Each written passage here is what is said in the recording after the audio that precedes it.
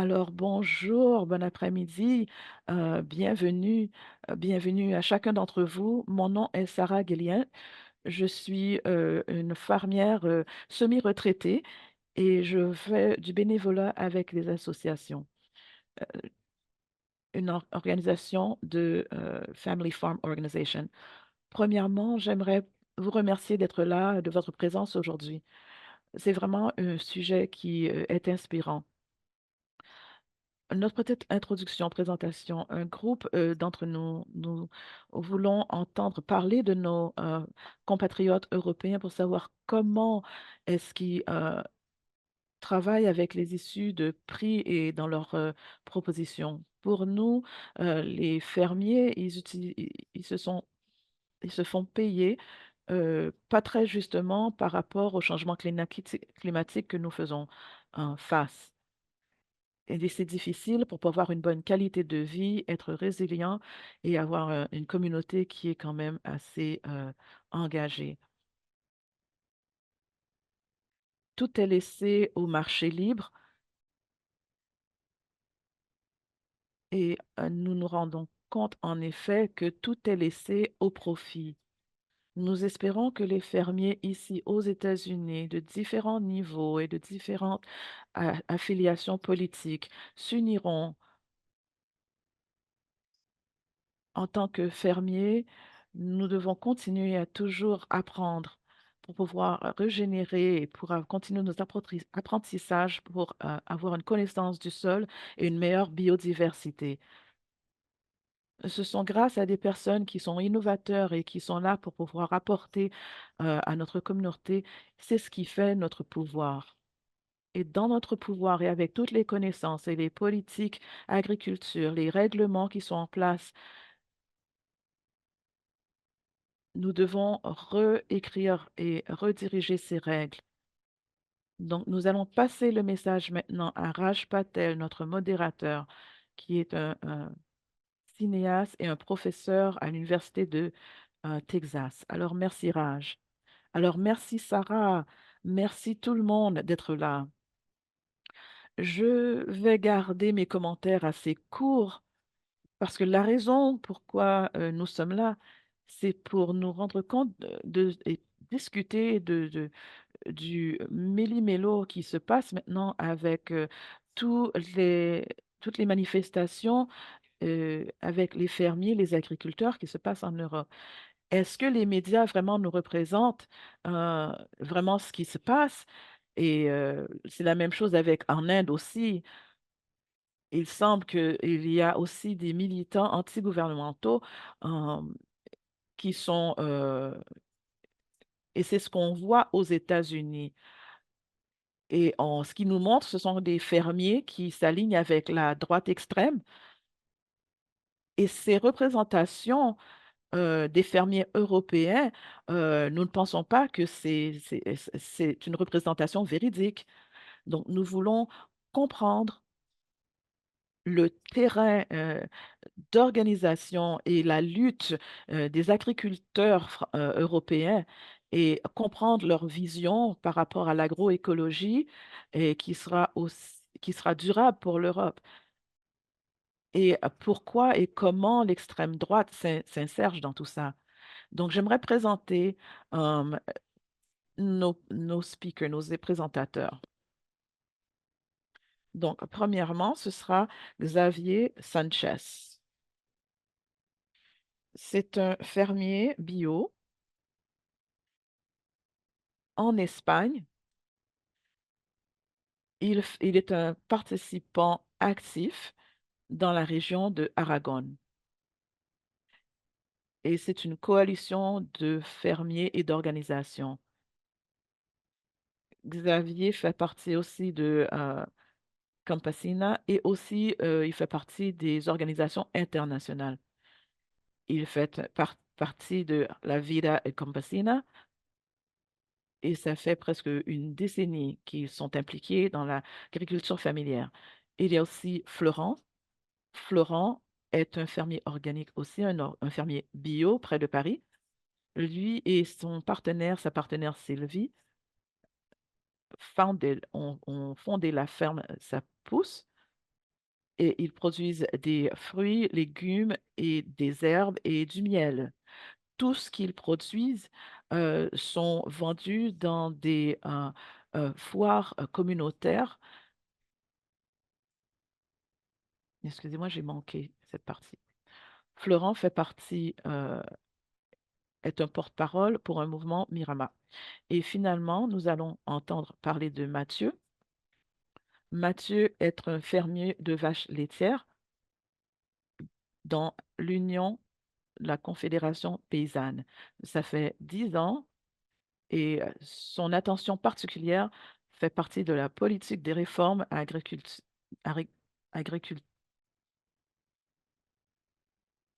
C'est une, c'est une collectivité française de société civile qui veulent implanter des politiques justes pour l'agriculture. Donc, ce qu'on veut faire, c'est avoir tout le monde joindre la conversation et avoir la parole pour à peu près 15 minutes. Donc, mon travail, vraiment, ce que je vais faire, c'est mettre une petite horloge et comme vous voyez sur mon écran, tout le monde va avoir 15 minutes. Et je me suis dit aussi, euh, nous savons que occasionnellement, la vida campesina doit avoir une petite limite. Donc, à 10 minutes, vous allez avoir un petit rappel, un très gentil rappel. Et à 15 minutes, on va vous donner un signe pour vous dire que les 15 minutes sont arrivées.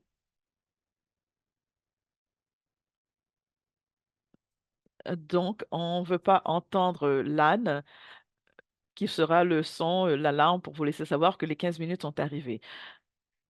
Donc, je passe le micro à Xavier et c'est à toi. Et ça commence maintenant.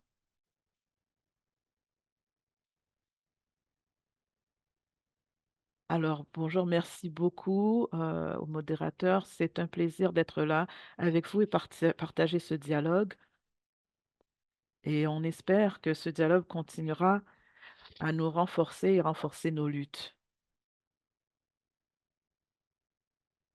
Une petite analyse de notre situation et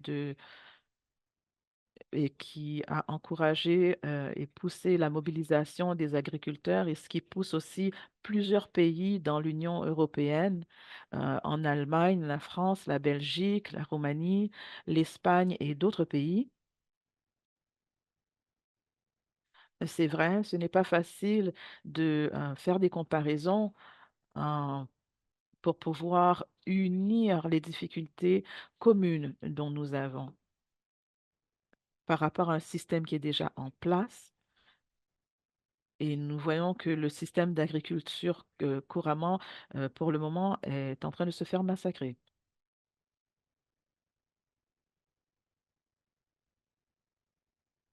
Petite information, pendant ces dernières 19 années, 1 million d'agriculteurs européens ont été éliminés. Donc, ça veut dire à peu près 800 terres d'agriculteurs par jour. Et ils continuent à gaspiller les fonds publics de façon illégale et à peu près 20% de ces fonds se retrouvent dans les grosses industries, agro-industries.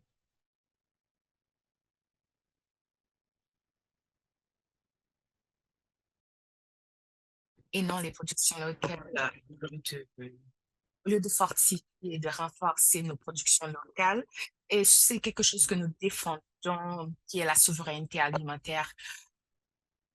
Donc, l'Union européenne est l'une des producteurs de semences, des plus grands producteurs de semences. Et particulièrement ici, ici en Espagne.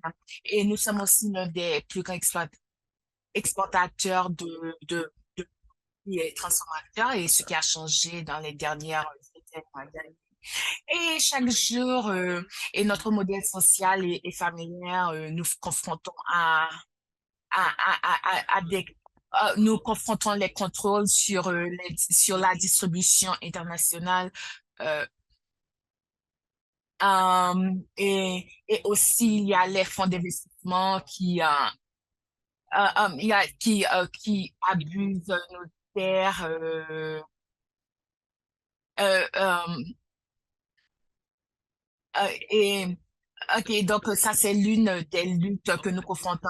Et en ce sens, chaque jour, euh, euh, nous devons lutter contre la rentabilité de nos productions et aussi, euh, et aussi tout en nous assurant de partager notre message à travers ces mobilisations, ces mouvements que nous partageons de façon très active.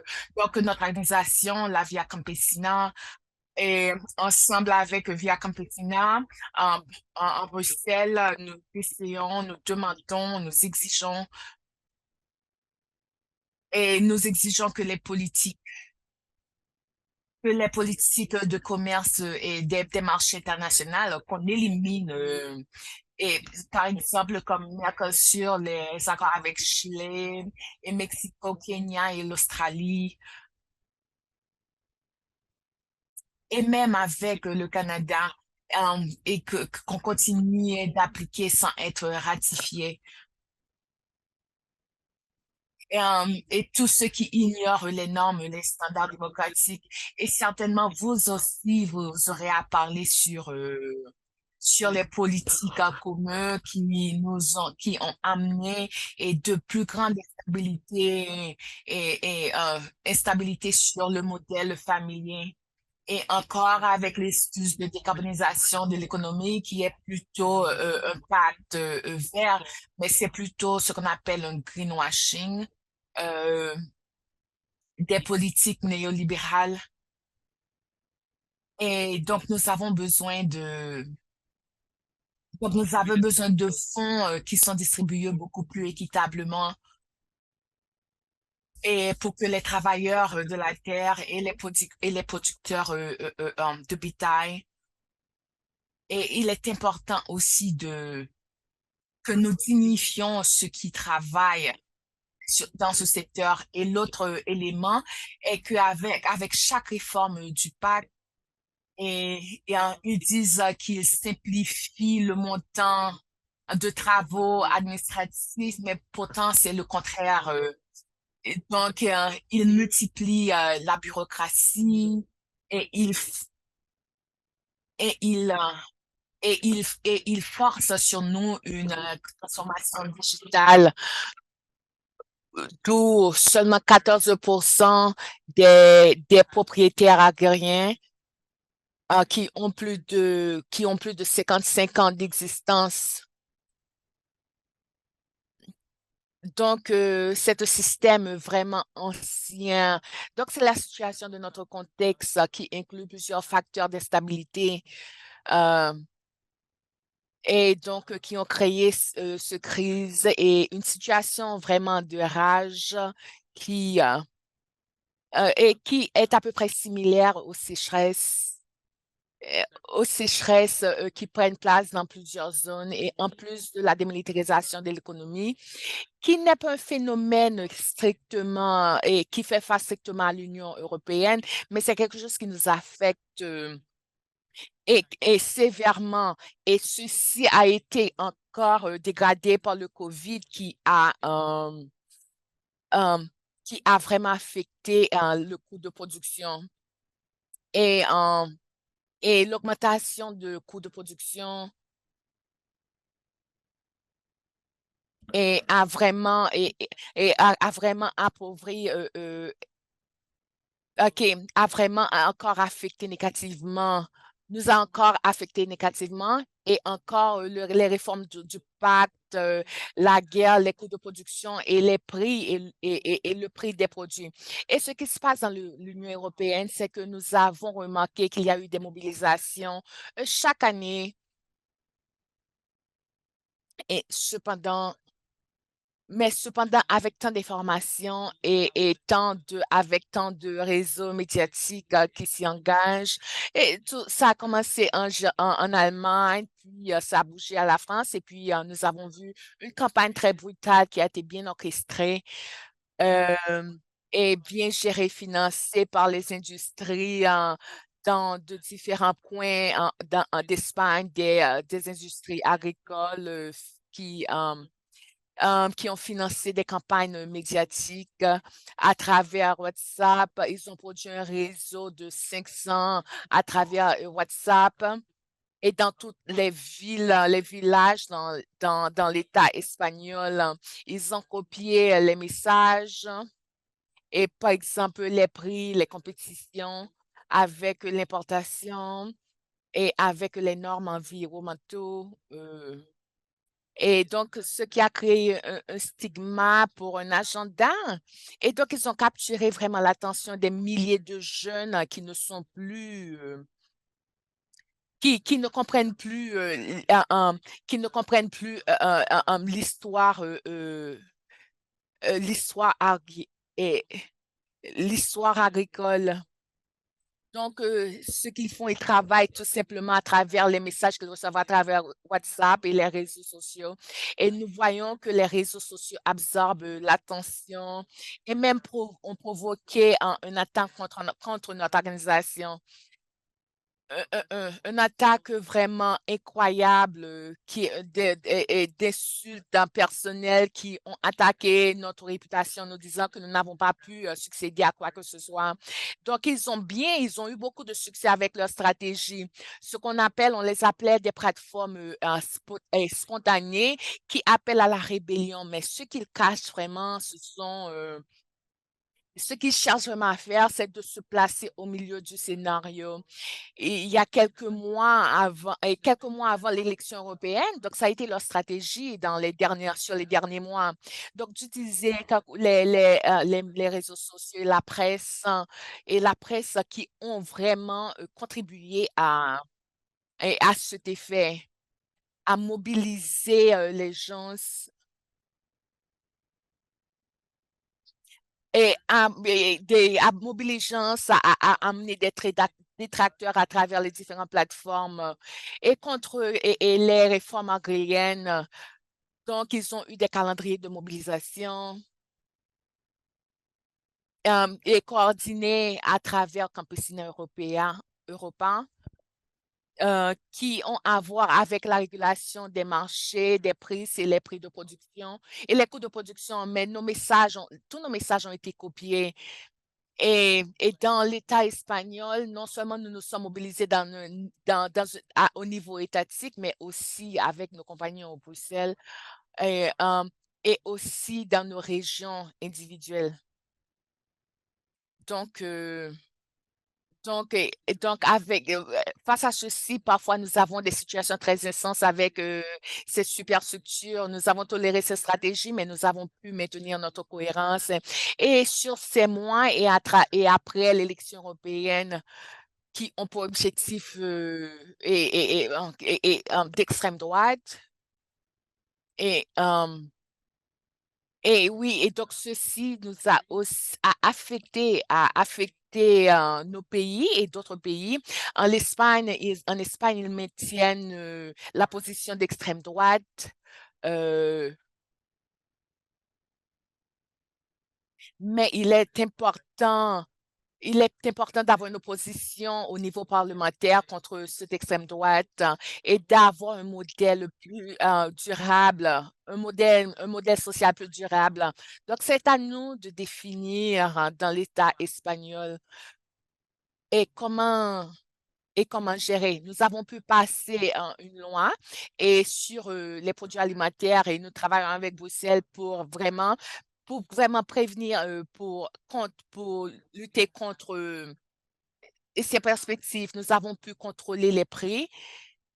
Nous avons pu, con- nous avons, et cette loi nous a permis de contrôler les coûts de production. Donc, Donc, ce que nous essayons de faire, ainsi qu'avec Bruxelles, nous essayons de devenir des observateurs des prix pour voir comment on implémente les prix dans l'Union pour nous assurer que les choses restent rentables et durables. Il est important, et c'est important aussi pour le jeune, pour qu'ils prennent leurs décisions pour s'incorporer eux-mêmes dans cette lutte, dans cette industrie, car ils sont très pessimistiques. Donc, cette lutte est très importante que nous partageons dans de différentes régions et de l'Espagne à travers Campesina. Et nous croyons que notre observation de ces prix est très importante. Et je crois concrètement que le prix des céréales et des grains euh,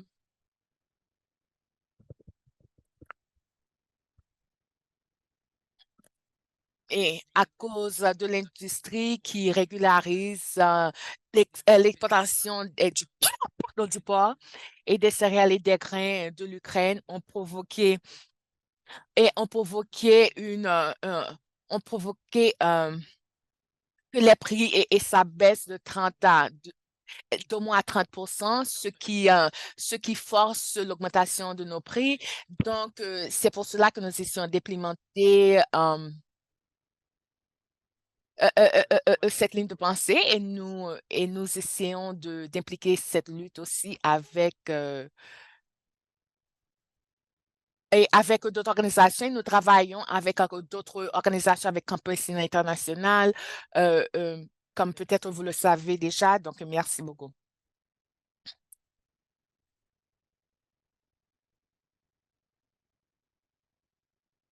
OK, merci beaucoup, Javier, pour cet aperçu pour des dangers que les organisations de fermiers font face avec avec l'extrême droite en Europe et votre travail. OK, nous continuerons notre discussion après que tout le monde ait parlé et après que tous les animateurs aient parlé. Nous discuterons un peu pour voir ce qui rendra vraiment. En tout cas, merci d'avoir établi le stage pour nous. En prochain, nous aurons Florent. Florent, la parole. Je ne sais pas si vous êtes prêt à parler pour vos 15 minutes. Allez-y, nous écoutons. OK, est-ce que vous pouvez m'entendre? Oui, oui, nous pouvons vous entendre. OK, merci beaucoup pour l'invitation. C'est vraiment intéressant d'avoir ce webinaire et particulièrement d'avoir la perspective d'Avière, surtout et, et oui, oui, vu que nous faisons une discussion avec nos collègues dans l'Union européenne, mais pas suffisamment. Donc, il est important de savoir ce qui s'est passé en France dans les derniers mois et avec les manifestations contre l'Union européenne, et vous verrez les similarités et entre ce que Avia vient de dire. Et certainement, ça a commencé en Allemagne, et vu même que lorsque ça a commencé en Allemagne, beaucoup des syndicats français ont importé certaines de ces perspectives en France, surtout dans la sud de France, avec les producteurs de vin qui sont affectés par le changement climatique, qui doivent gérer et qui ont eu moins de résultats, particulièrement financiers, surtout à cause des compétitions internationales. Et ils ont eu donc, ils s'étaient fâchés et ce mouvement s'est prolongé, et s'est prolongé dans le reste du pays. Et puis, euh, et puis là, et c'est pour cela que nous voyons que beaucoup des fermiers se sont intégrés dans ce mouvement. Et oui, pratiquement, les fermiers et ont créé des blocages sur les autoroutes, beaucoup de et la plupart des médias parlaient des fermiers, des agriculteurs. Ce qui est intéressant à voir, c'était d'avoir un certain débat avec les perspectives publiques sur l'agriculture. Nous ne l'avons jamais eu et toutes les familles et tous les gens en discutaient. C'était un moment très intéressant.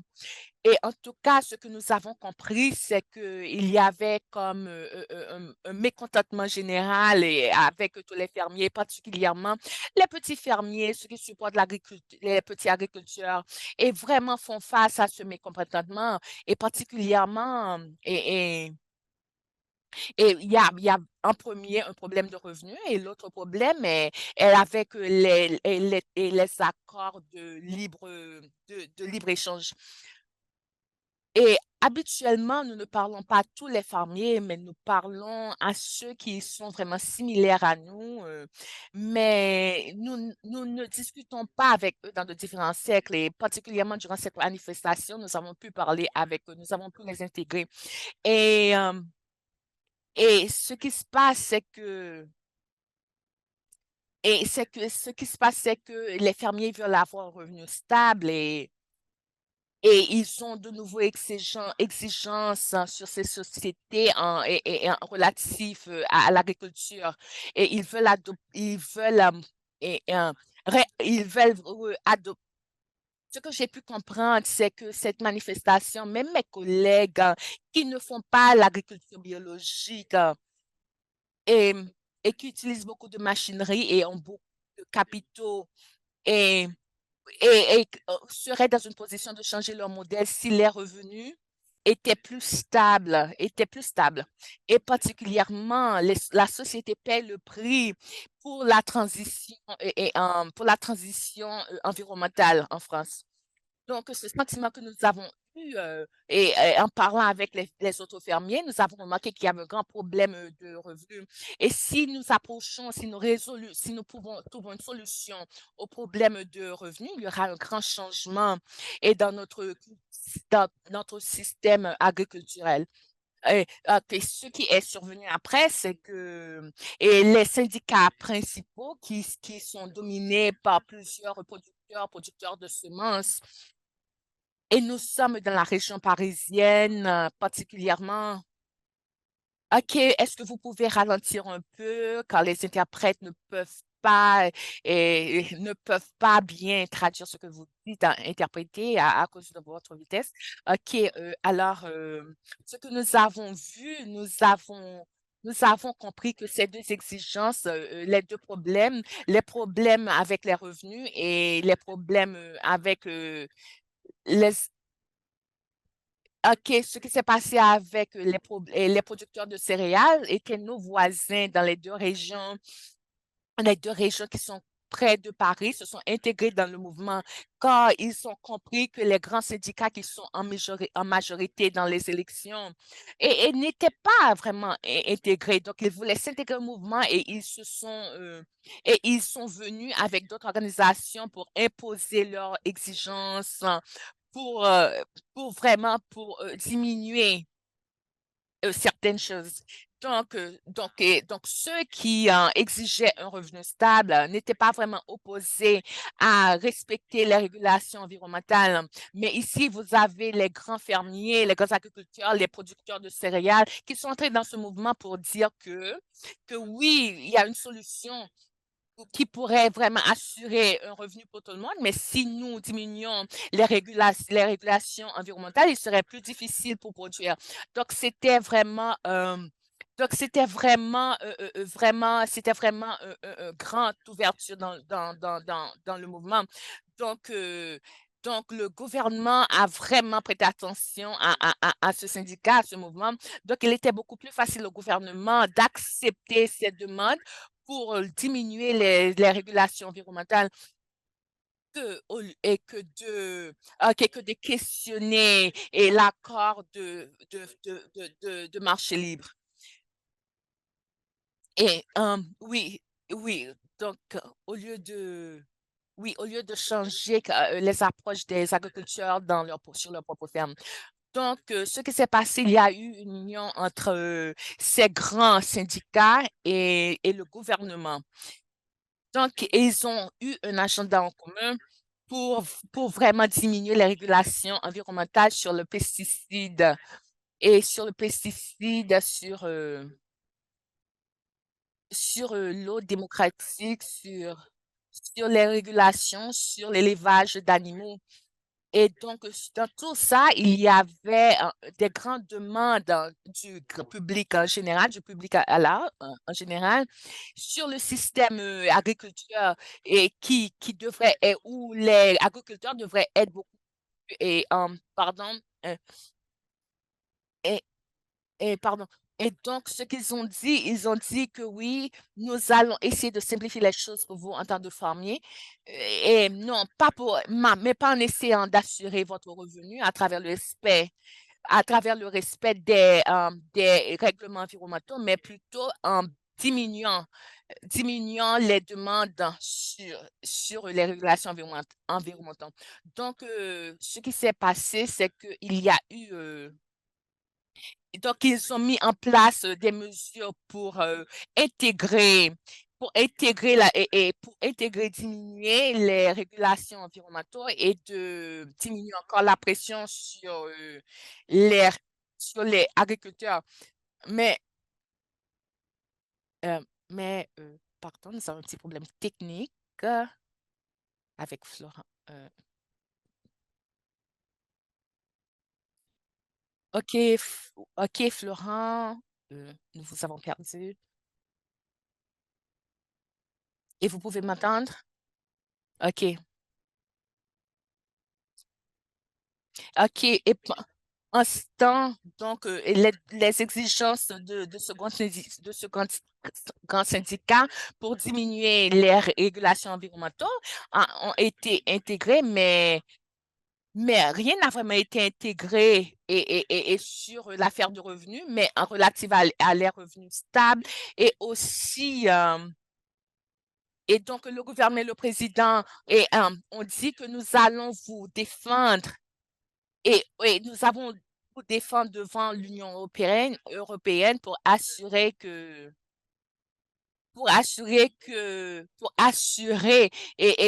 qu'on diminue les régulations environnementales de l'Union européenne aussi. Donc, donc, donc, donc, réglementation, pardon. Donc, euh, donc, notre interprétation, c'est que ça a créé, euh, ça a créé vraiment un grand, donc, ça a vraiment créé une frustration près des fermiers. Et donc, beaucoup de fermiers s'étaient absentés de leur ferme pour 2, 3 semaines et se plaçaient sur les autoroutes. Et le grand syndicat a dit que c'est bien, il faut arrêter les manifestations. Mais ce que nous sentons, c'est qu'il y a beaucoup de frustration toujours au sein des fermiers. Comme Javier l'a déjà dit pour l'Espagne, la même chose qui s'est arrivée en Espagne est arrivée en France. Donc la frustration, elle est bienvenue et par l'extrême droite. Avant, ils étaient vraiment anti-immigrants, mais avec les problèmes environnementaux, ils promouvaient l'agriculture locale. Mais maintenant, durant la dernière année, ils ont changé et ils se sont alignés avec et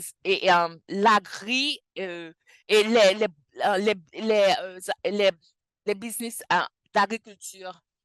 Et ils vont de ferme à ferme et ils s'appellent les fermiers pour leur démontrer qu'ils peuvent diminuer les réglementations environnementales. Donc, le problème en ce moment, comme Javier vient de le dire, il y aura l'élection européenne et maintenant notre pays, et nous sommes dans une situation dans laquelle nous avons l'élection générale dans 3 jours et l'extrême droite est vraiment démonstratif et leur agenda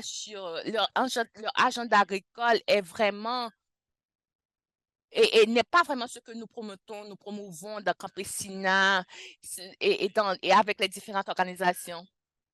Donc, ils ont leur propre agenda est s'aligner avec l'industrie qui est basée sur l'exportation agricole et qui n'a rien à voir avec les produits biologiques. Ce que nous voulons, ce que nous avons certains espoirs et comme dans ce processus, et les médias ont vraiment discuté.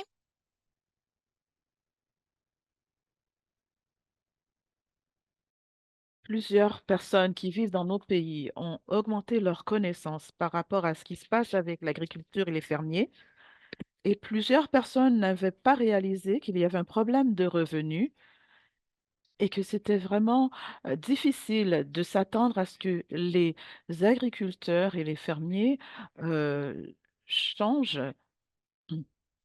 changent par rapport aux changements environnementaux sans en prendre tenir en compte, excusez-moi, des coûts. Nous avons de l'espoir. Nous pensons que la société est prête. Elle est prête maintenant à s'associer avec les fermiers pour pouvoir financer l'agriculture, euh, financer les fermiers qui sont à la base du système alimentaire qui nous amène notre alimentation, aider à diminuer la pollution de l'eau et de la terre, créer de l'emploi au niveau local. euh, pour ne pas avoir des sociétés qui continuent à avancer avec moins de travail. Donc, c'est vraiment un de notre espoir, avoir une société qui supporte l'agriculture. Et ce que je pense vraiment dans une crise pareille, nous ne dépendons pas des subventions publiques. Nous dépendons de la population, des gens, par rapport, nous livrons les parties de la récolte et c'est ainsi que nous allons chercher nos revenus. Et comment nos revenus ont été maintenus, c'est par rapport à des personnes qui se sont abonnées et nous sommes dans un processus de transformer l'agriculture et le travail des fermiers. Nous nous rendons compte qu'il y a une conscientisation de la population. Et vraiment, la question clé, c'est la question de revenus. Donc, le changement, c'est comment pouvons-nous mettre en place un système où nous pouvons avoir une façon de mettre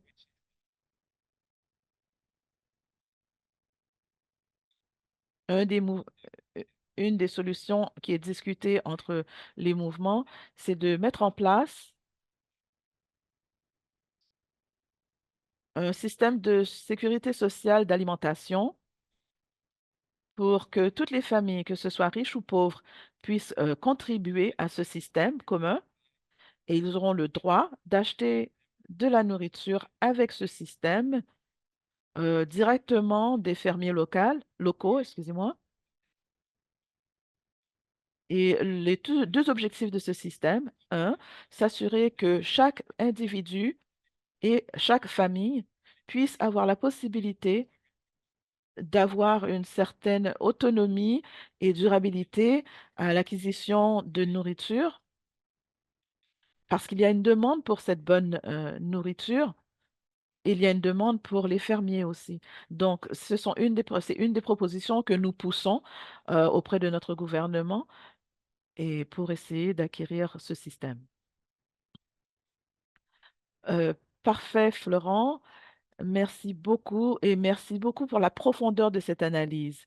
Je sais que tu ne vois pas le chat sur ton téléphone, mais il y a eu vraiment beaucoup d'interactions. Tout le monde est vraiment très excité par rapport à ton analyse. Et j'aimerais vraiment pouvoir avoir une conversation par rapport à ce sujet et avoir du temps pour que les trois d'entre vous puissent avoir une conversation. Mais avant de continuer avec la conversation, j'aimerais demander à Mathieu, tu as 15 minutes et vas-y, exprime-toi. Thanks. I will speak in French. My English is not as good as Florence. Donc en français, bonjour à toutes et à tous. Donc moi je suis éleveur laitier dans l'ouest de la France.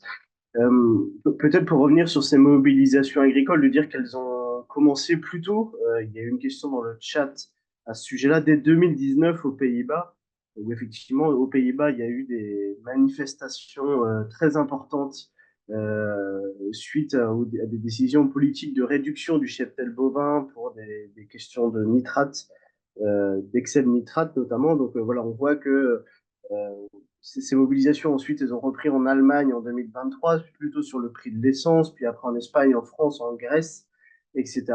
Donc on a ces mobilisations agricoles qui ont fait tache d'huile un peu partout en Europe et qui, à mon sens, reflètent beaucoup, enfin, qui sont des crises quelque part de la schizophrénie des politiques agricoles et alimentaires, et aussi de l'abandon des paysans enfin, de l'abandon à l'agrobusiness globalement du monde agricole. Et en fait, bon, quand on revient sur tout ça, on s'aperçoit qu'en fait, Florent l'a un petit peu expliqué, mais en France, ça a été une conjonction de manifestations avec des motivations qui pouvaient être très différentes avec des demandes qui pouvaient être très différentes. Il y a eu effectivement, ça a été le démarrage des éleveurs qui ont manifesté dans le sud-ouest de la France, des viticulteurs, plutôt sur des structures de taille moyenne qui avaient des vraies inquiétudes sur leurs revenus, sur bah, le changement climatique hein, aussi. Ensuite, il y a eu une reprise en main effectivement par le syndicat des plus gros agriculteurs qui revendiquait essentiellement des allègements de normes, notamment environnementales, pour pouvoir continuer à produire et à exporter. Et donc, toute une série de simplifications. Il y a aussi eu des manifestations de nos mouvements à nous, plutôt sur des aspects de la prise en compte de l'agriculture biologique, par exemple, puisque en France, l'agriculture biologique traverse une grave crise et donc les agriculteurs bio sont en difficulté aujourd'hui. Euh, des crises aussi sur l'installation, sur le modèle agricole, sur etc. Donc il y a eu, si je sépare de façon un peu caricaturale, ces trois types d'agriculteurs qui ont manifesté en même temps, mais pour des motivations assez différentes. En fait. Et si ça s'est produit, c'est aussi parce que la diversité du monde agricole, elle s'accroît en France, mais au niveau aussi européen, entre des petits agriculteurs, entre des très gros, entre une agriculture sans agriculteurs qui se développe aussi avec une agriculture de firmes. Et donc les écarts grandissent très fortement, sans doute encore plus au niveau européen qu'au niveau français, mais on a cette réalité-là qui est effectivement largement encouragée par la politique agricole commune. La politique agricole commune, donc c'est la politique au niveau européen qui soutient les agriculteurs, le revenu des agriculteurs, mais qui effectivement, Javier l'a dit, et Florent l'a dit aussi, qui le soutient de manière très inégalitaire, puisque c'est des subventions qui sont versées à l'hectare. Et plus on a une ferme qui est grande, plus on a d'aide de la politique agricole commune.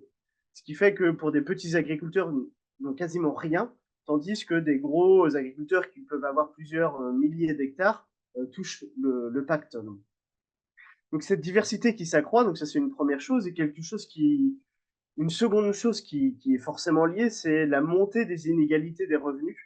Euh, En fait, il y a des agriculteurs qui vivent très bien, plutôt les plus gros, notamment parce qu'ils sont largement soutenus par les aides de la PAC, notamment. Et il y en a toute une série qui vivent très mal. Hein. En France, on estime qu'il y a à peu près 15% des agriculteurs qui vivent sous le seuil de pauvreté, par exemple. Donc on a ça, on a aussi un effet ciseau hein, suite à la crise du Covid, on a eu une augmentation des coûts de production sur l'électricité, sur les matériels agricoles, sur l'essence, mais sans augmentation des prix des produits. Effectivement, et donc nous, ça fait partie effectivement des revendications qu'on a que les prix agricoles, la fixation des prix agricoles prennent en compte ces coûts de production, parce que autrement, ça ne peut pas marcher en fait. Et un autre élément, je pense qu'aussi important, qui est lié avec ce que mes collègues aussi ont dit, c'est donc ces prix agricoles qui sont relativement bas et qui sont aussi très instables. C'est-à-dire qu'il y a des moments ils sont très bas, des moments ils s'envolent, mais globalement ils sont sur une moyenne quand même plutôt basse. Mais en fait, c'est très difficile pour nous agriculteurs de travailler dans ces conditions avec des prix qui sont très instables moi, si je prends mon exemple, hein, moi je suis producteur de lait. Aujourd'hui, on a un prix qui a légèrement augmenté par rapport à il y a 2, 3 ans, mais pas dans la même manière que nos coûts de production ont augmenté. et ça nous met dans des situations quand même assez compliquées. Et donc, les revendications qu'on a sur nous, sur ces questions de prix notamment, hein, c'est sur mieux répartir la valeur ajoutée avec les grandes surfaces, avec les industriels, avec les gros industriels. Donc voilà, ça fait partie des combats historiques du monde agricole de pouvoir récupérer la part de ce qu'on produit quelque part dans les prix. Donc ça, c'est une première chose.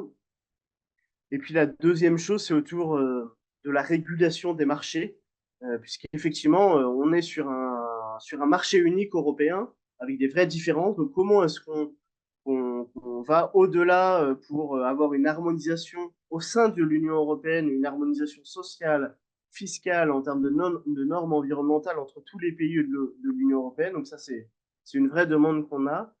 Et puis d'autre part, au niveau international, effectivement, hein, on signe des accords de libre-échange avec beaucoup de zones économiques, y compris des zones qui ont des coûts de production beaucoup plus, enfin, largement inférieurs aux nôtres. Et donc, il faut absolument arrêter de signer des accords de libre-échange et de manière plus générale de faire circuler l'alimentation qui fait 3 fois le tour du monde. C'est quelque chose, voilà, philosophiquement, on est contre. On souhaite vraiment relocaliser au maximum notre alimentation. Voilà sur ce point-là. Un autre point, c'est autour des enjeux climatiques qui, je pense, aussi génèrent beaucoup d'inquiétudes dans le monde agricole. Hein. On a fait plusieurs enquêtes auprès des agriculteurs et donc qui effectivement sont très inquiets de ces conséquences du changement climatique. Pour différentes raisons, puisqu'il y a des coins, des zones où, notamment dans les zones méditerranéennes, où il va falloir complètement changer de production. L'accès à l'eau pour irriguer les cultures est compliqué. Et de toute manière, il va falloir partager cette eau entre plusieurs usages. Donc ça fait partie des tensions aussi qu'on a dans le monde agricole. Et puis il y a d'autres crises de type sanitaire, par exemple. On a eu la grippe aviaire. Je sais qu'aux États-Unis, vous êtes très concernés, notamment avec le passage sur les vaches laitières. Mais on a une grave crise de grippe aviaire qui a largement impacté notre agriculture. On a eu d'autres crises qui sont dues aussi en partie à l'industrialisation de l'agriculture, mais aussi au changement climatique. Et donc, voilà, l'ensemble de ces crises, qu'elles soient climatiques, sanitaires, de revenus, etc., génèrent une espèce de schizophrénie globale sur le monde agricole. Et puis enfin, dernier élément, je pense, dans cette crise qui n'a pas beaucoup été mis en avant, mais qui, je pense, est assez fondamental, c'est la baisse du nombre d'agriculteurs. Hein. En France, on perd à peu près 200 fermes par semaine. On perd jour après jour des agriculteurs qui soit se reconvertissent, soit arrêtent et leurs fermes vont à l'agrandissement des voisins. Et ça, c'est vraiment aussi quelque chose qui est très mal vécu dans le monde agricole, mais qui est là aussi assez schizophrène, puisque on a des politiques agricoles qui encouragent plutôt à l'agrandissement des exploitations, et on se rend compte que si on veut s'en sortir, enfin, en tout cas, une des réponses qui est apportée, c'est si on veut s'en sortir économiquement, il faut absolument agrandir la taille de sa ferme, produire plus, baisser ses coûts de production, et donc acheter plus de tracteurs, plus de machines, et donc on est dans une espèce de serpent qui se mord la queue infini, où au final, on augmente la productivité du travail tout le temps, mais pour jamais plus de revenus, et en bouffant ses voisins, en bouffant les fermes de ses voisins. Donc, on est dans cette espèce de crise systémique du monde agricole qui fonctionne pas. Pardon, je parle vite pour les interprètes. Et l'autre élément, c'est qu'à l'autre bout de la chaîne, en fait, on a des consommateurs qui n'y se retrouvent pas non plus, hein, puisque dans un pays comme la France, qui est quand même la 6e puissance agricole, la 6e puissance mondiale, pardon, on a quand même 10 à 15% de nos concitoyens qui font appel à l'aide alimentaire et qui ne parviennent pas à choisir, à s'alimenter correctement et choisir. Donc voilà, on a ce système agricole et alimentaire qui dysfonctionne complètement. Et donc, effectivement, les réponses qui ont été apportées, elles ont été complètement, enfin, pour la plupart, à côté de la plaque, ou en tout cas, elles ont répondu. Si vous vous souvenez, au début de mon intervention, j'ai présenté 3 paquets d'agriculteurs différents. Elles ont répondu uniquement au paquet des plus gros agriculteurs, à travers une simplification des mesures environnementales, à travers une fuite en avant sur la simplification, effectivement, d'un certain nombre de mesures de la politique agricole commune, alors, mais qui ne répondent pas effectivement à ces questions premières qui sont les prix agricoles, donc la régulation des marchés, qui répondent pas non plus aux problématiques d'échanges internationaux des produits agricoles et de la mise en concurrence de tous les agriculteurs du monde. Ça n'a pas remis en question l'orientation de la politique agricole commune européenne qui est de produire de plus en plus en baissant de plus en plus les coûts, mais ça rajoute, mais ces derniers temps, on a cherché à rajouter plutôt des contraintes pour essayer de bloquer à la marge les effets trop néfastes sur l'environnement du monde agricole, mais en fait, voilà, ce sont des politiques schizophrènes, c'est-à-dire qu'elles cherchent d'un côté à encourager à produire beaucoup plus à bas coût, et d'un autre côté à essayer, avec très peu de moyens et à travers des mesures très bureaucratiques, à essayer de réduire les impacts environnementaux, mais en fait, ça ne fonctionne pas. Et donc, je crois que c'est aussi cette incompréhension devant la schizophrénie de la situation qu'ont cherché à exprimer les agriculteurs. Et donc, effectivement, nous, ce qu'on dit, c'est que le choix, il ne doit pas se faire entre le revenu agricole et les aspects de transition environnementale, de relocalisation de l'environnement. Ce qu'il faut, effectivement, ce qu'on a porté, nous, tout au long de ces mobilisations, en lien aussi avec des organisations de la société civile, des ONG environnementales, des ONG de solidarité internationale, des associations de consommateurs, c'est de dire oui, il faut redonner des perspectives au monde agricole, ça passe par effectivement du revenu et donc de redonner des prix, de réguler les marchés. Ça passe aussi par traiter cette question de, du nombre d'agriculteurs dans nos campagnes et donc de redonner des perspectives aux agriculteurs pour que leur ferme puisse être reprise, qu'il y ait des jeunes qui souhaitent venir dans le milieu rural et dans le milieu agricole. Ça passe aussi par donner les moyens vraiment aux agriculteurs de faire ces transitions, en fait, qui sont indispensables. Ces transitions, puisqu'on a le changement climatique qui nous menace, on a la crise de la biodiversité qui nous menace, et donc nous, agriculteurs, si on veut continuer à produire de la nourriture, c'est notre métier de produire de la nourriture, si on veut continuer à produire de la nourriture dans les années à venir, ben en fait, il faut conserver nos moyens de production, et en premier lieu, nos sols, par exemple. Et donc ça passe par l'agroécologie, forcément. Et donc, aujourd'hui, on a des politiques agricoles qui, clairement, n'encouragent pas à la transition non plus. Voilà, donc on est dans cette situation-là et donc effectivement on a des élections en France dans 15 jours. Il y a eu des élections européennes. Effectivement, les perspectives ne sont quand même pas très bonnes, ne sont quand même pas très bonnes sur tous ces sujets-là, même si effectivement tout le travail qu'on fait en local de relier l'agriculture avec nos concitoyens, avec nos voisins, il est primordial, il est important, mais en fait, il ne va pas suffire. Il faut absolument qu'on ait des changements de politique agricole et alimentaire forts. Et le risque pour moi, c'est qu'on aille vers un espèce de cercle vicieux d'aggravation du changement climatique, de la crise, vers une aggravation des inégalités de revenus au sein des agriculteurs et au sein de la population, qui encourage par la suite des politiques de plus en plus restrictives et des politiques de plus en plus contraires à ces défis-là qu'on a devant nous. Et donc, voilà, c'est ce cercle vicieux qu'on doit, à notre sens, absolument casser. Et effectivement, ce qu'on essaye de faire en France et dans beaucoup d'autres coins du monde, c'est faire ces alliances entre le monde agricole, avec la société civile, pour essayer de peser sur les politiques agricoles et alimentaires au niveau français, au niveau européen et au niveau international. Bon, je vais m'arrêter là. Je dis ce que je voulais dire. Merci.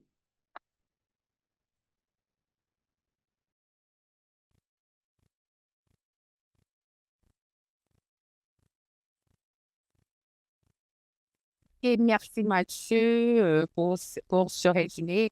Et vous avez expliqué que cette tension qui existe entre l'établissement des systèmes alimentaires qui augmente et qui force à augmenter la production et la nourriture dont nous avons besoin pour nous nourrir et force un type de schizophrénie. Qu'est-ce que nous avons besoin pour résoudre cette schizophrénie? Nous avons parlé de ça sur cet appel ou bien nous avons commencé à en parler sur l'appel.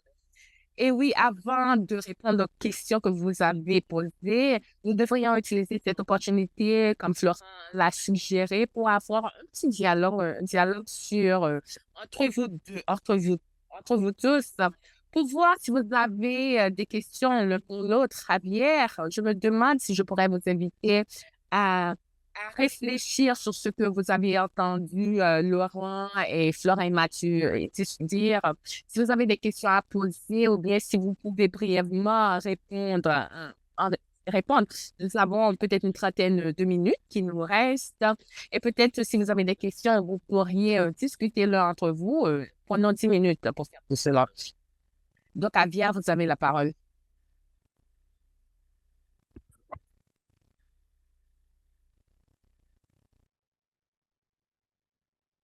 Et désolée, j'ai pas bien entendu la question. Qu'est-ce que vous aimeriez qu'on fasse en ce moment? Et pouvez-vous répéter? C'est de réfléchir sur ce que nous avons entendu, plutôt réfléchir de ce que vous avez entendu de la France. Si c'est quelque chose qui vous est familier ou vous avez des questions à poser à vos camarades, ça serait le bon moment.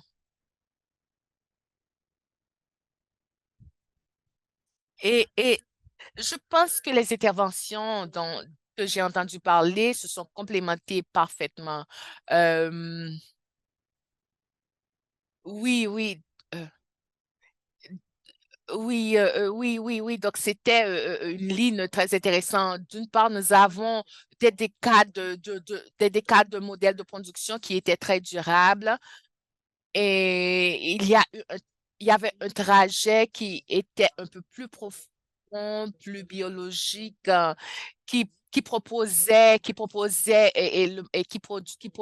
des productions biologiques qui pour vendre au market et on entendait parler des politiques de tous les niveaux quand on parlait de parlement et des commissions qui ne sont pas démocratiques.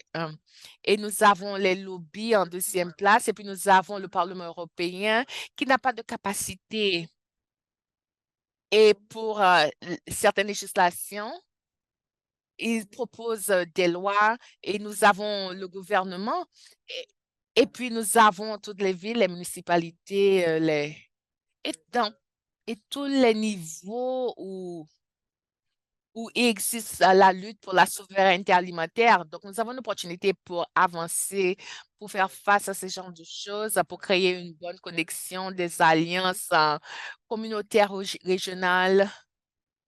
Donc, ces productions de grains, de fruits ou de viande pourraient avoir l'opportunité d'avoir accès à ces marchés. Donc, ça, c'est un exemple, mais en général, la majorité des produits OK, sont utilisés dans le marché régional ou dans l'Union européenne et ou sont exportés.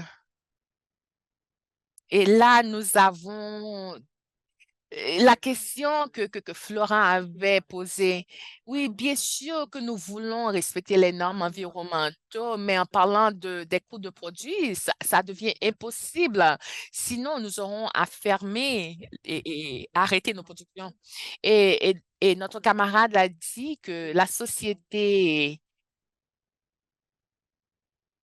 et ne permet pas de garantir une stabilisation de revenus.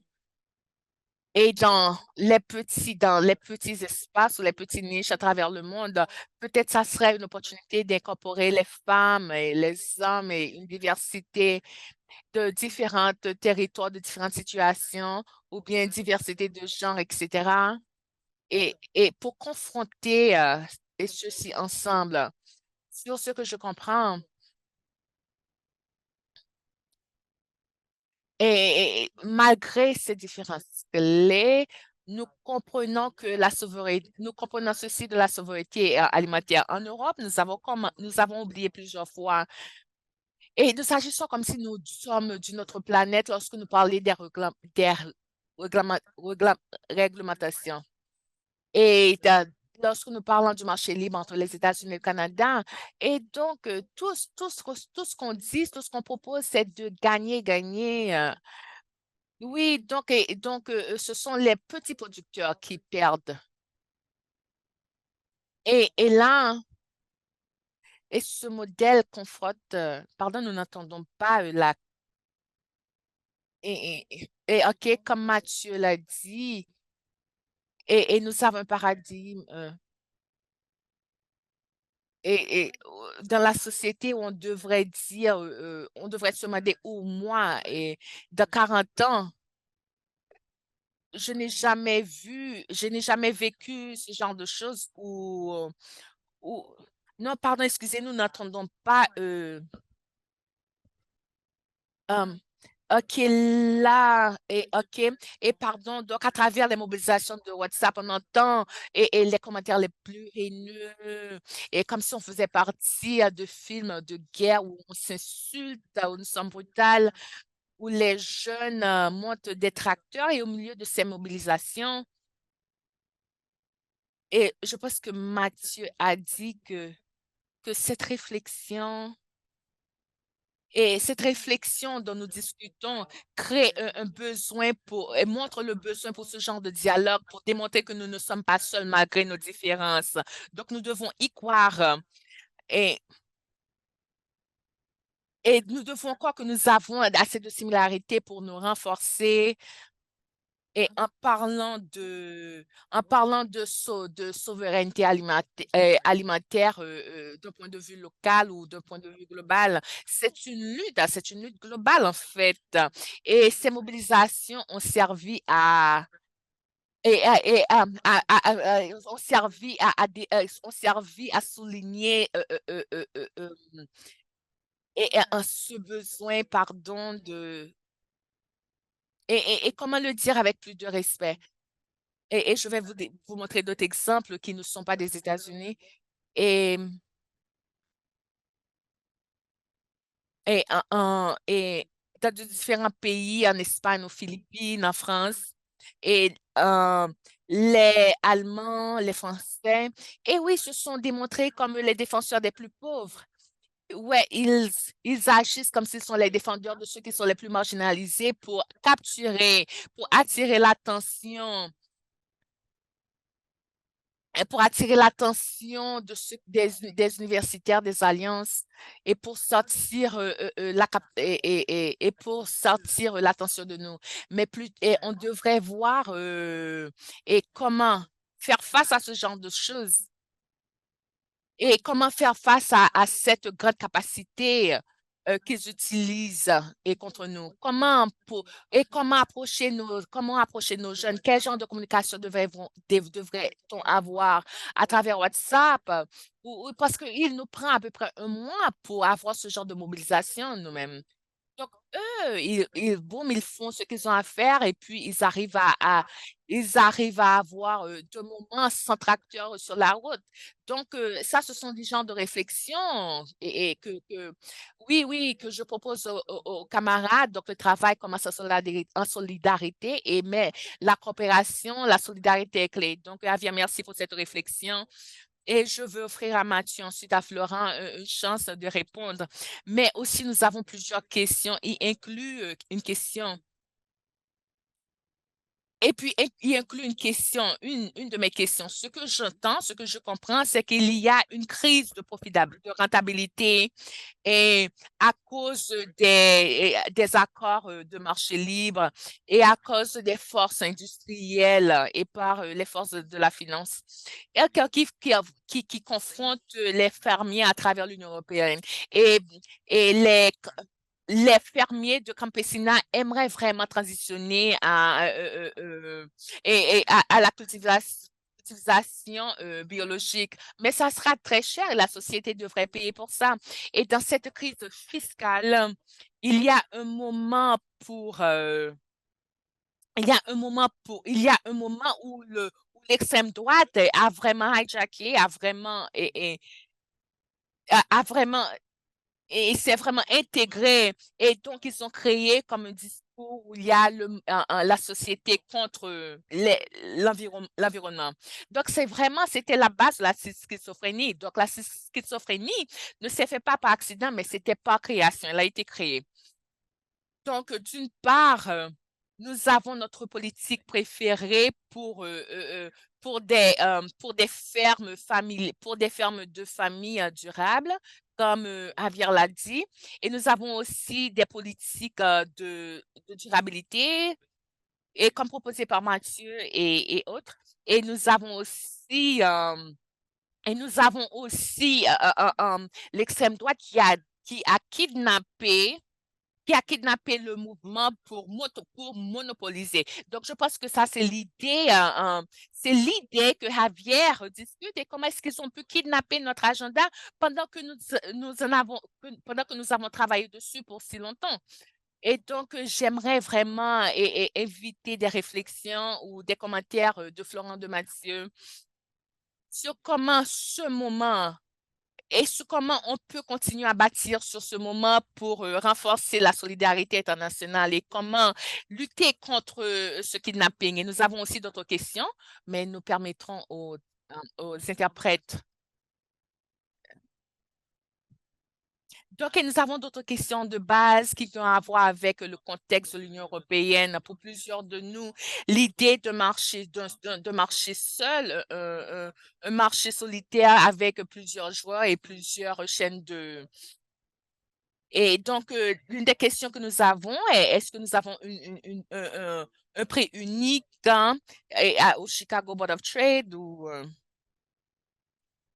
Est-ce qu'il y a vraiment de différentes expériences du nord de l'Europe ou contre le sud de l'Europe?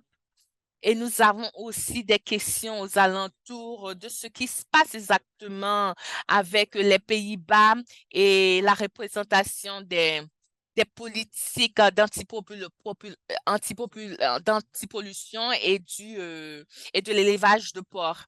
Donc, nous avons beaucoup de questions. Vous n'avez pas à répondre à toutes les questions, mais ça serait peut-être... Et donc, ce que je vais faire, je passe le micro à Florent, ensuite à Mathieu pour qu'il puisse répondre aux questions qui les intéressent. OK, Florent, allez-y, commencez. Ah oui, non. Ah oui, pour répondre à toutes ces questions, nous aurons besoin de 2 ou 3 heures de temps de plus. Je pense que... Non, je pense que j'ai une question pour Javier en particulier. C'est où la question est quel espoir avons-nous que, que oui, dans notre population, ici, à travers notre population, ici, nous avons pu gagner quelque chose pour les fermiers de revenus faibles. La chose est que si nous attendons beaucoup de choses de vous, y inclut la transition environnementale. Donc, ma question à Javier est, et ensuite je continuerai avec mes pensées. Est-ce que c'est le même cas pour l'Espagne où vous sentez que la population, à travers cette crise, est beaucoup plus conscient du pouvoir est vraiment conscient de la faiblesse des revenus des agriculteurs? Et peut-être Javier pourrait répondre à cette question. Mais ce que je ressens personnellement, c'est que nous avons gagné. Donc, bien sûr, l'extrême droite dans notre pays et comme beaucoup d'autres pays ont pris le contrôle des grands syndicats. Et dans 2 semaines, à travers les tracteurs sur les autoroutes, et c'est quelque chose de très difficile pour notre mouvement d'accepter quand nous travaillons depuis des années. Et il y a 4 ou 5 ans, nous avons eu de grands marches, manifestations et climat et contre le changement climatique et nous avons eu un grand impact avec les fermiers, les agriculteurs et les ONG de différentes associations. Et nous vivons dans un moment très difficile.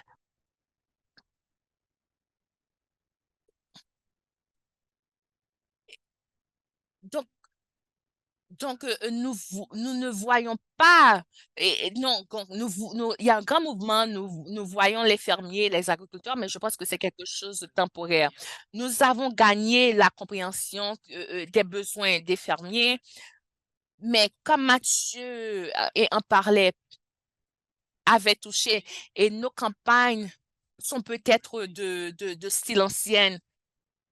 Et nous essayons, donc nous sommes en compétition avec les grands agriculteurs en mettant 3 tracteurs sur la route. Pendant eux, ils y mettent des milliers de tracteurs. Donc nous essayons en compétition avec eux et pour qu'ils puissent, pour qu'on puisse avoir 5 000, ils peuvent avoir 5 000 sur l'autoroute et nous avons des centaines. Donc, notre force, c'est le partenariat que nous avons avec les peuples. Si nous sommes dans une position pour éduquer le peuple sur comment convertir leurs besoins, leurs exigences et pour la transition environnementale en partenariat avec nous au lieu d'être en opposition. Ce que nous avons fait et durant ces 2, 3 mois et nos manifestations, nous avons eu des manifestations où les fermiers agricoles au CSA et n'étaient pas seuls, mais nous nous sommes mis en équipe avec eux et différentes organisations et environnementales et des unions et de différents et, et de différents syndicats pour faire des demandes pour les droits sociaux et des demandes pour les revenus de fermiers et une transformation. Et pour nous, et ces alliances ces alliances et euh, donc être en partnership avec la société civile est clé dans notre région à Paris et nous avons eu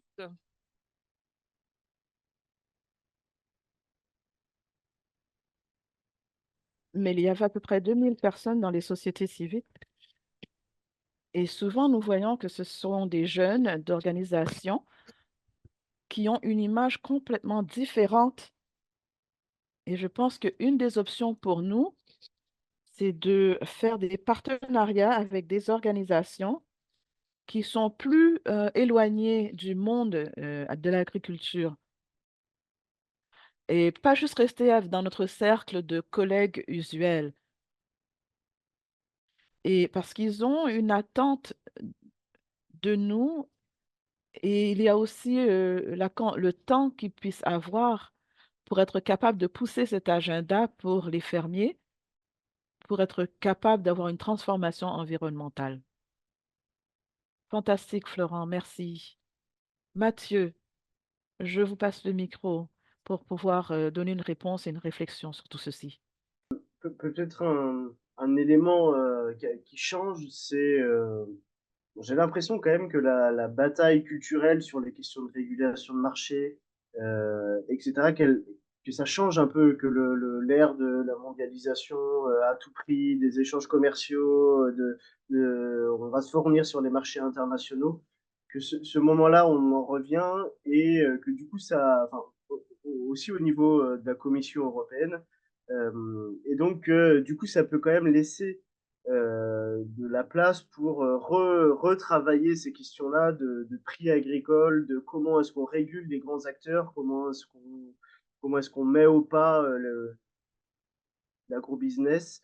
Voilà, on sait que ça va être compliqué, mais en tout cas, ce sujet-là, on pouvait même pas en parler il y a quelques années, on était complètement inaudible. Aujourd'hui, on peut en parler. Et ce sont des revendications qui sont entendues. Donc, on voit que voilà, il y a des choses qui ont changé de ce côté-là. Et la même chose sur les accords de libre-échange. On voit qu'aujourd'hui, ça devient très compliqué d'en signer, qu'au niveau de l'Organisation mondiale du commerce, que ça ne fonctionne plus. Donc on voit bien qu'il y a besoin de réinventer une autre mondialisation, une autre forme d'échanges internationaux. Et je crois que tout le travail qui a été fait par nos prédécesseurs, notamment à la Via Campesina, qui est le mouvement paysan international, quelque part, il porte ses fruits aussi aujourd'hui de ce côté-là. Alors effectivement, sans doute que le préalable à ça, c'est qu'on arrête la montée de l'extrême droite, hein. Enfin, en France, effectivement, on est à 15 jours d'élections qui sont quand même très importantes et on sait que enfin, clairement, ne serait-ce que la question de notre survie en tant qu'organisation paysanne, sans doute, enfin voilà, est en cause, sera en cause en tout cas si l'extrême droite arrive au pouvoir. Donc il y a ce premier combat-là à mener de la survie, ne serait-ce. Et après, si on se projette à plus long terme, aujourd'hui, il y a quand même beaucoup, beaucoup, beaucoup d'argent public qui vient sur le secteur agricole et alimentaire. Et donc, on sait que si on parvient à mieux réguler les marchés, à redonner des perspectives de prix aux agriculteurs, en fait, cet argent public qui aujourd'hui sert à soutenir, mais plutôt mal, le revenu agricole, on sait qu'on pourra le réorienter vers de la transition, vers de l'accompagnement à la transition. Donc là, ça fait partie quand même des choses. On se dit, mais en fait, quand on regarde tous les défis qu'on a devant nous, la base, c'est de mieux réguler les marchés pour redonner des perspectives de prix. Et ensuite, on peut réorienter l'argent public pour accompagner dans les différentes transitions dont on a besoin.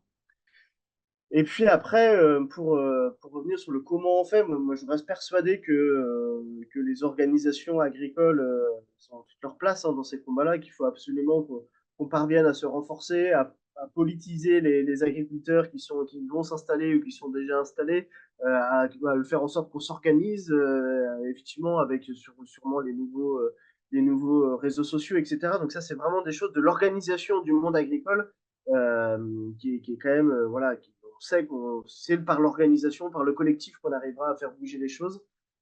Il faut aussi continuer ce travail qu'on fait dans nos organisations sur accompagner des jeunes qui veulent s'installer. Aujourd'hui, il y a beaucoup de jeunes qui ne sont pas issus du milieu agricole, qui souhaitent devenir paysans, et donc il faut qu'on continue ce combat-là, et surtout sur le partage du foncier.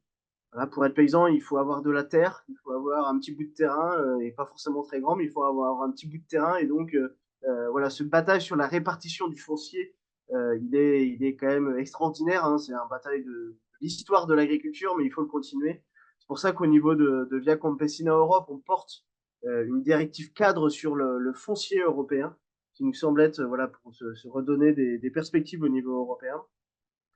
Et effectivement, moi je crois que l'organisation des paysans au niveau local, national, européen, international avec la Via Campesina, ça reste des outils qui sont très forts, même si individuellement dans nos fermes, des fois on a du mal à voir ça, mais moi, ça fait quelques années que je milite, on s'aperçoit quand même de la force de ces mouvements-là euh, sur du long terme. Et puis enfin, effectivement, moi je partage ce qu'a dit Florent sur le lien avec la société civile, des syndicats de travailleurs, avec des associations de consommateurs, avec des ONG. Et en fait, c'est pareil, là, on s'aperçoit que ces liens-là, ils ont aussi besoin d'être renforcés parce il y a beaucoup d'organisations, il y a quelques organisations aussi qui ont des agendas qui peuvent être différents d'une autre. Et donc, on a besoin aussi de se renforcer, de mieux travailler avec nos alliés.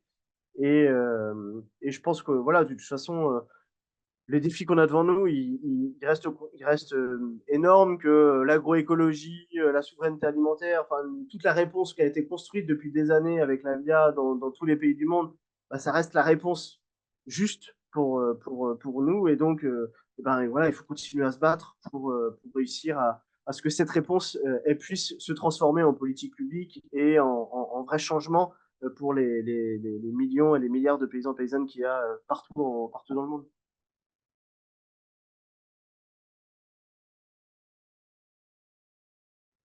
Merci beaucoup, Mathieu. Malheureusement, nous nous dirigeons vers la fin de notre rencontre. Tout le monde veut savoir quelle est la vision, quel est le cheminement que votre organisation proposerait à partir de ce moment, en regardant vers le futur, où nous voyons que les fermiers, les agriculteurs sont supportés dans cette transition pour s'éloigner de cette espèce de gros agro-industrie. Il ne reste qu'une minute pour chaque personne pour essayer d'apprendre par rapport à votre réponse. Donc, ce que j'aimerais faire, c'est que vous nous pointez dans la bonne direction pour qu'on puisse avoir une idée de votre organisation. Alors, Xavier, vous avez une question que Florent vous a demandé. Et que pouvez-vous nous donner comme mot de clôture dans cette conversation? Une minute, malheureusement, une minute.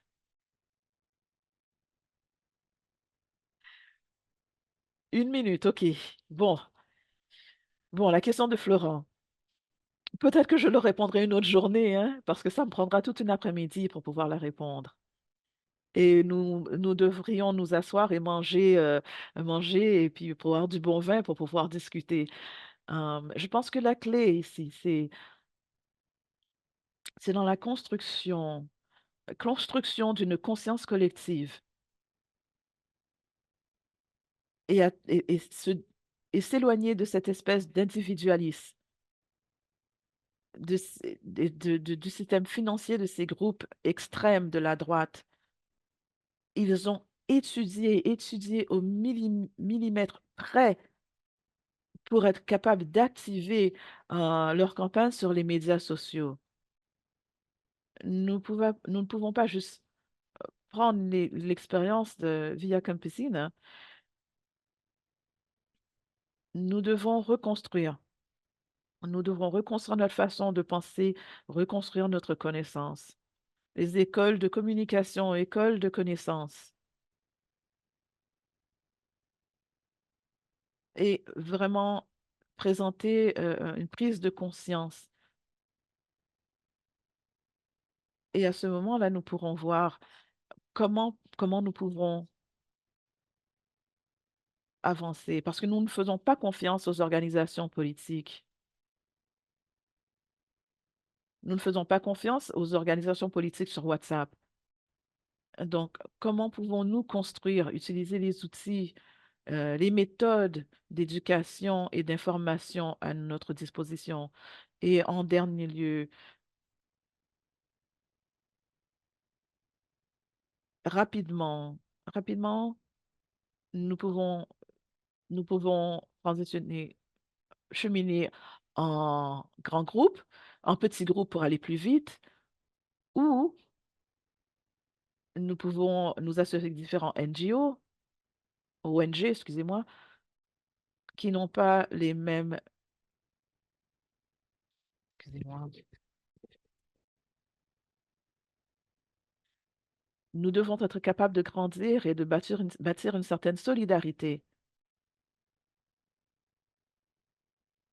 Une solidarité familiale, indigène, autochtone, avec des éléments communs qui nous permettent de clairement vivre de façon, vivre clairement une durabilité sociale, une durabilité économique et environnementale.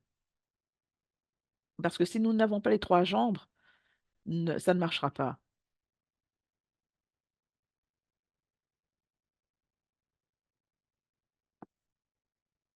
Et, et devoir aller en confrontation avec cette espèce de langage commun,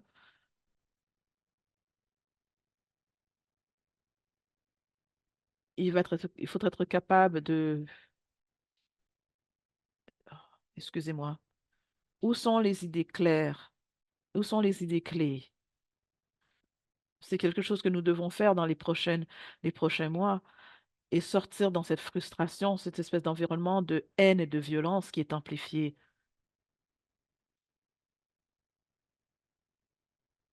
et qui continue à nourrir et enrichir cette manipulation. Nous disons non.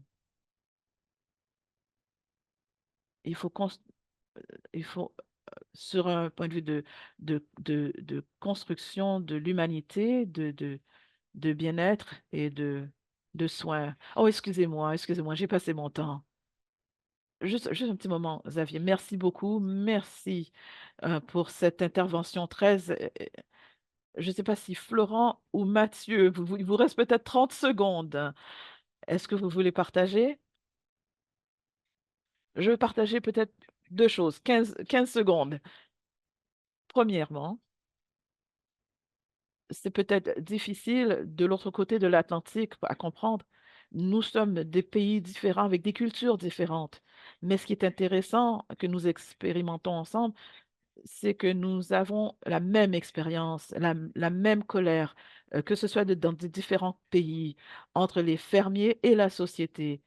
Donc, pour nous, ça nous amène à un débat public qui est extrêmement important parce que ça peut nous amener à une transformation politique. À ce moment, l'extrême droite a pris le contrôle parce qu'on n'était pas préparé. Et je pense qu'on devrait se préparer mieux. On devrait pousser nos luttes au niveau européen. Et ce qui est vraiment important, c'est nous voulons avoir une société que dans notre lutte, il y a accès à la nourriture, Nous devons promouvoir un système, et nous devons promouvoir un système qui embrasse tout le monde et pas seulement pour une minorité.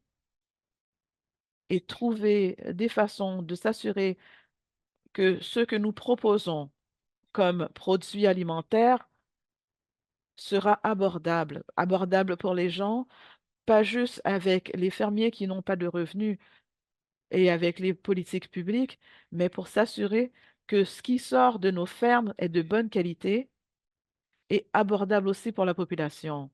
Nous avons besoin de tout le monde avec nous pour pouvoir pousser cette transformation et offrir un accès à l'alimentation.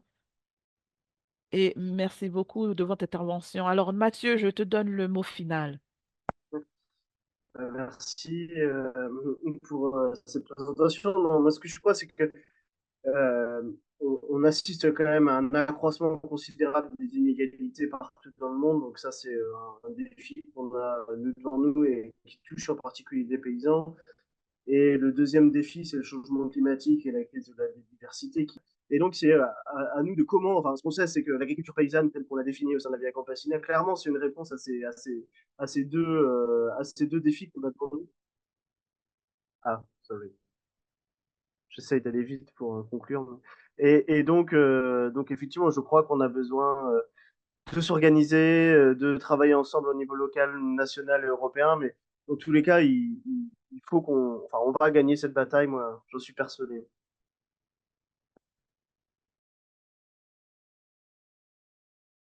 Mathieu, merci beaucoup. Alors, je m'excuse beaucoup, il nous a manque de temps. Je vous remercie profondément, profondément, Xavier, Mathieu et Laurent, euh, pour vos analyses et pour aussi l'espoir et la solidarité que nous pouvons bâtir, pas juste pour nos pays, mais à travers le monde. J'aimerais maintenant passer le micro à Marlène Rojas, pour pouvoir clôturer cette rencontre.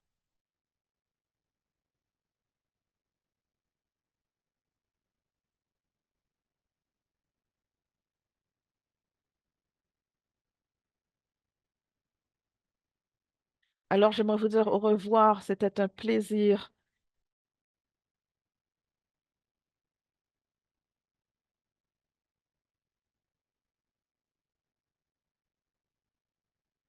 Mon nom est Marlène Rojas. Je suis membre du comité directeur de Farmers Defenders in Wisconsin et je fais partie aussi du mouvement des travailleurs. Ça fait presque 20 ans, mais vraiment, je devrais dire, c'est depuis ma naissance. Nous avons entendu beaucoup d'interventions. Nous avons, nous avons vu beaucoup d'émotions et beaucoup de mots très inspirants de Javier, de Mathieu et et tous nos collègues, et Florent. Nous savons que tous les fermiers, les agriculteurs, que ce soit de l'Inde ou de l'Europe, des États-Unis, ont besoin de justice. Nous avons, et la mobilisation nous a montré le courage et l'espoir. Donc, qu'est-ce qu'on peut faire? Pouvons-nous faire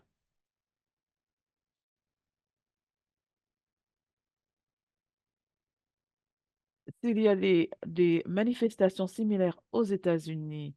Que pouvons-nous faire pour créer un système qui est juste à travers le monde? Nous voulons aussi dire que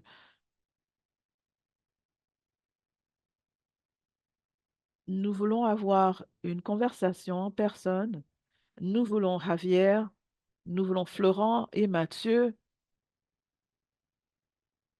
pour être capable de venir ici, de nous rejoindre et pouvoir nous parler et discuter de ces sujets. Parce que c'est une chose d'être sur un ordinateur et d'avoir une conversation avec une tasse de café. Donc, nous sommes ouverts avec notre collaboration et pour continuer à travailler pour pouvoir arriver. J'aimerais aussi dire que si vous aimeriez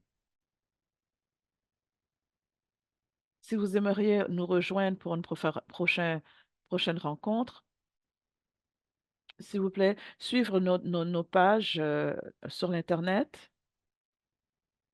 National Family Farm Coalition, Via Campesina et d'autres groupes qui font partie de cette collective, de cette lutte. Alors, merci beaucoup pour cette conversation très inspirante et merci à tous nos organisateurs pour ce webinaire. Merci à notre modérateur Raj pour, et merci très profondément pour toute cette inspiration pour du matin, de l'après-midi, de la soirée. Alors, merci beaucoup.